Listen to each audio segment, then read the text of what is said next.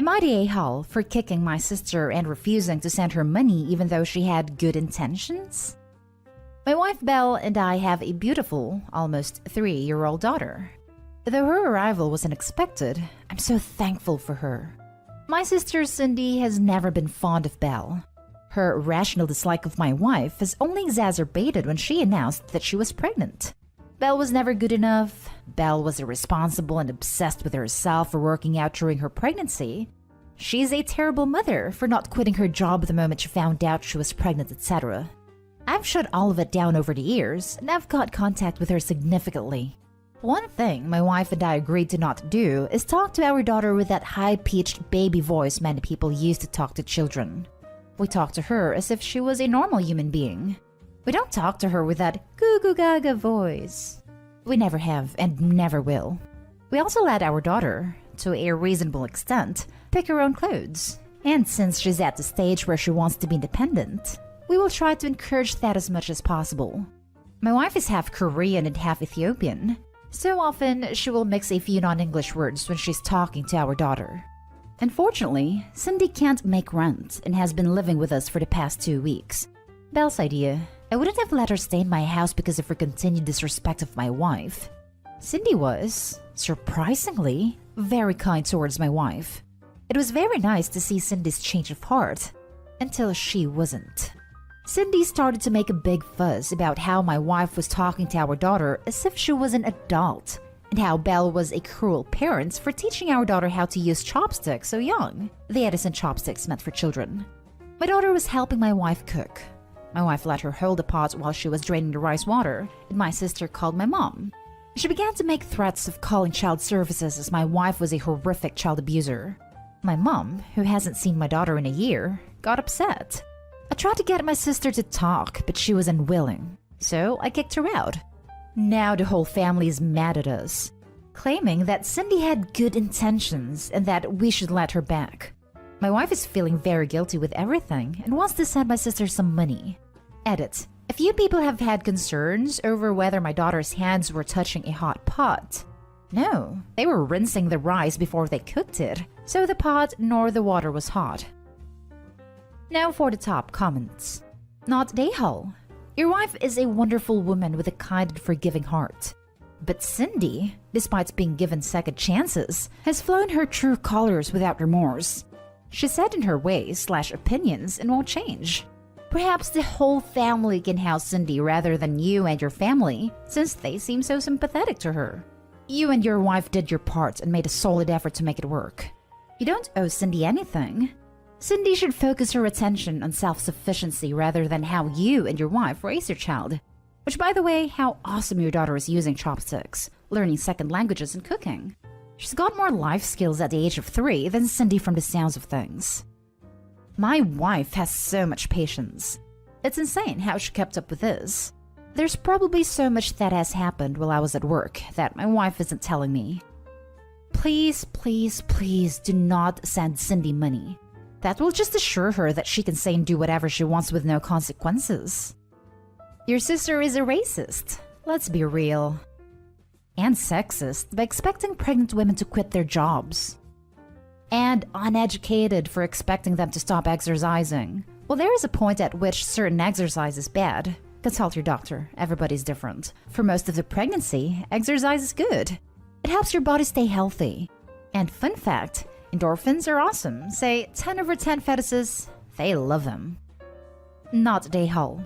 Your sister needs to learn boundaries. It's none of her business how you guys parent your kid unless there is mistreatment involved, which there isn't. Your daughter literally held a pot. There is no good intention in making child services threats on a loving mother. Thank you for stepping up for your wife. You'd be surprised of how many people don't stick up for their significant other. Next story is titled, Am I the a-hole for kicking my sister out after finding her in mine in my husband's bedroom? I, female 26, lost my husband in an accident 2 months ago. It wasn't his fault. He wasn't even driving. He was going with a friend to visit their sick friend, and the journey was hours long. My husband's friend was driving late at night, and it resulted in a horrific accident. My husband was in the hospital for a week severely injured and passed away on Friday morning. I was an utter mess. I was and still am devastated and could not believe how fast days go by. My parents support me a lot. I was spending my days alone at my apartment. My parents told me they sent my sister, female 21, to stay with me and help around the apartment. I welcomed her and was glad she came. She'd occasionally invite her boyfriend to my apartment since she's there all the time. Her boyfriend started acting like it's their place by moving stuff, throwing away stuff. I talked to them about it. I also said I wouldn't let him stay the night anymore because I need some calm and quiet to be able to sleep. It usually stays up till 5 a.m. making noise. My sister didn't argue. However, yesterday I went to see a friend for a few hours, and when I got back, I didn't find my sister, thinking she went out. Suddenly, her boyfriend walks out of my bedroom, and I freaked out asking why he was there. My sister showed up asking why I got home so early. I loudly asked them why they were in mine and my husband's bedroom. Suddenly, my sister said they borrowed it for an hour to get some privacy, since I had a key and might have walked in and saw something. My apartment is a single-bedroom apartment. I was in shock. I checked the room and the bed looked like someone used it. I completely lost my temper yelling at her and her boyfriend. I kicked him out and me and my sister started arguing. She called me irrational, acting out of grief and taking my frustrations out on her. I told her to leave if she wasn't willing to respect mine and my husband's private place, and that she should have never walked in it. After that, I kicked her out. My mom came to see what was going on. She defended my sister and blamed her boyfriend, saying I had every right to kick him out, but my sister took the time and came to stay with me to support and help, and I was wrong to treat her like this, saying that's how kids are, and didn't know that it upset me this much. My dad agreed I overreacted and wanted me to talk things out with her, but I refused to do it. Not Dayhall. Oh my god, your sister and her boyfriend were having intercourse in the bed you shared with your recently deceased husband. There comes a point where help becomes a hindrance. Your sister has passed that point. I'm so sorry for your loss. Thank you. And you're right. I just never thought she'd do anything like that. To be honest, my mom said it was her boyfriend's suggestion after she talked to my sister about it. Either way, this is not acceptable to me. I appreciate the help and support, but the bedroom was a mess. The bed was a mess. I haven't washed the sheets ever since my husband's passing. They used to help me sleep at night because the smell was on them. It was incredibly noticeable. I can't explain it, but it definitely made me feel like he was there. But now I can't even look at the bed because of how angry I am. I doubt I'll be seeing my sister anytime soon after this. I'm so sorry. I would not find this forgivable either, if it were me. It's just so violating. Even without your recent trauma, it's gross and violating. Not Dayhall. Jesus. Opie, I am so sorry for your loss. Your sister has a complete and utter lack of sympathy and self-awareness, especially with a loss so recent. Being kind doesn't give you a free pass to being kind. That's not how it works. That's how kids are. No, they're not. And your sister's 21 years old, not a child. I wish you all the best and hope you have a support structure outside of your family. Even if she didn't have recent loss, it's still not okay to just go do it in someone's bed. Not Dayhall. Not Dayhall. This is the kind of help we all can do without. It makes me sick, just thinking about what they did. How inhuman, entitled, and out of touch do you have to be to do it in a grieving widow's bed? I couldn't bear to look at the people again if it were me. Don't let anyone make you feel guilty for this. I'm so sorry for your loss. You deserve peace and quiet right now. Take it and block the sources of stress. Now for the next story. Am I the a-hole for telling my grandparents I don't give a crap about what they want? My dad cheated on my mom with my aunt/mom's sister, and now they're married. It's been 2 years since the world crashed around my family. My mom and dad had been married for 20 years. I was in my final year of high school and had all that to deal with. My cousin Jay really struggled a lot with it. It was always just him and his mom. And no, he's not my half-sibling. And yes, I know for certain because he's biracial. And he was very close to my mom and our family. And now, while nothing has changed between him and my mom, the people he had in our family around him his whole life are never going to be in the same room again. I cut my dad and aunt off after the whole thing came out. They resisted and really tried to make their argument that they had done nothing to me. But what they did disgusts me, and I think they are both nasty people. My grandparents, dads, have not accepted that I am now estranged from their son. They have tried to push me to have a relationship with him again for almost a year now. I ignore it mostly.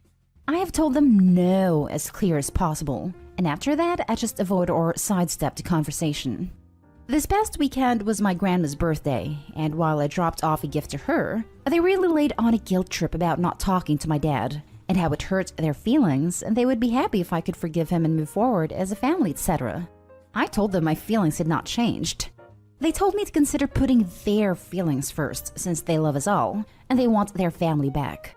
I told them I didn't give a crap about their feelings or what they want. Their son is the reason all this happened, so they should be giving him crap for how this all worked out.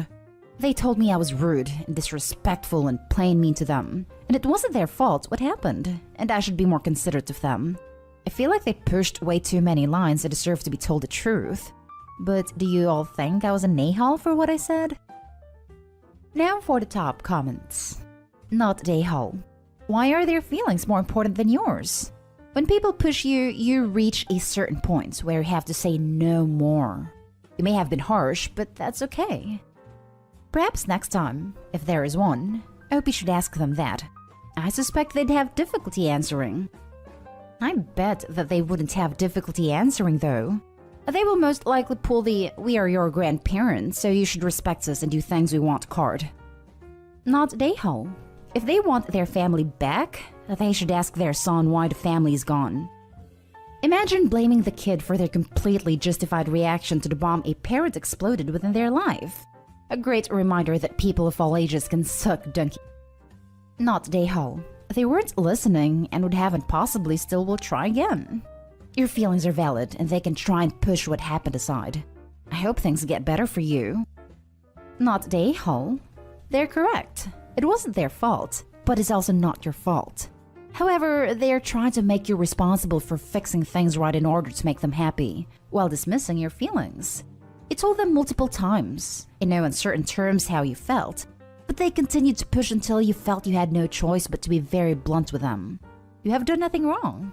I'm so sorry this happened to you. Good luck. Now for the last story. Am I the a-hole for moving out and not wanting to be a third parent / babysitter? For context, I'm 20 female. I'm due to finish my last year of uni in June. I have been doing classes and everything online since I moved back into my parents in April 2020.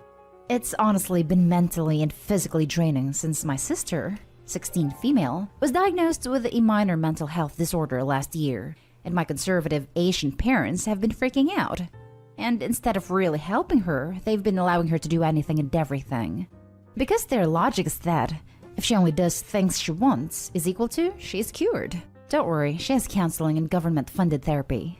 This is resulting into my sister never going to school and only playing video games in her room with food being brought up to her 3 times a day. And even if she swears and talks back to them, they just brush it off and condone everything that she does.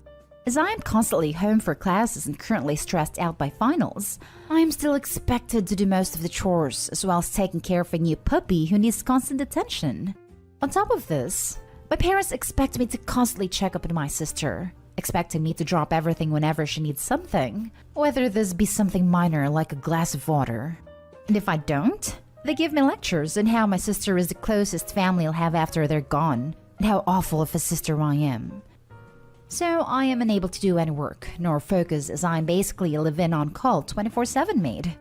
I suppose my parents thought when I moved back in due to the pandemic it was for good, but I am planning on moving out as soon as my exams are over, which they think is very selfish of me, as they will now be stuck with a lot of duties, and how I'm abandoning family. I plan to do further study, and I really want my independence and sanity back. Not sure if relevant, but when I was around my sister's age, I approached my parents about my mental health issues, and they basically told me to get over it. But I was fortunate to use my uni's therapy services to get by. Hence, I'm wondering whether I am an a-hole for moving out and possibly holding a grudge for how they treated me, instead of sucking it up and try to be more understandable about my sister's situation and my parents' inability to cope. Thanks. Not a-hole. Get out of that house. She's not your responsibility. Don't hold a grudge for your sake. But don't forget about how they treated you either. Not Dehal. By making your sister dependent, they are likely making her mental illness significantly worse. Maybe when you move out and they actually have to do all the work, they'll start to actually help your sister live a functional life. Moving out might not just be good for you, it could be good for your sister. Not Dehal. This dynamic is extremely unhealthy, and your parents are guilting you most likely as a tactic to maintain the parentified role they've given you. Your sister is plenty old enough to know what is healthy and productive in her life, but enjoys reaping the benefits of your parents' misunderstanding of her mental health issues and how to support her. You cannot solve these issues for her, and it's not your job to do so. Do not let your parents push the guilt of their failure onto you. They already have a pattern of favoritism toward your sister, and they clearly are not looking out for your best interests. Graduate and get out of there ASAP. You deserve your own freedom and autonomy. Edit. Thank you to everybody telling me I am not Nehal. I realize it's not my responsibility to take care of everything.